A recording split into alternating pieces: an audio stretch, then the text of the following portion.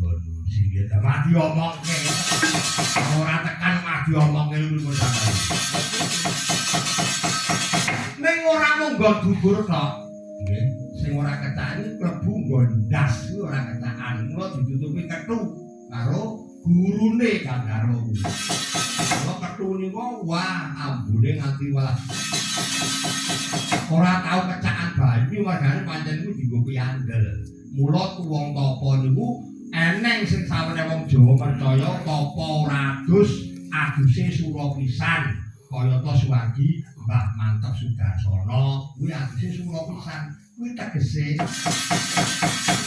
ngargani banyu siring Gusti Allah kuwi kaya sengkuni niku nek jenengan pengen nampa ya aja adus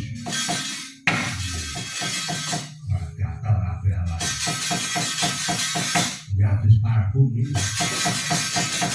niku pas ngetokke ketune wasiat niku mantepruk bodo ndase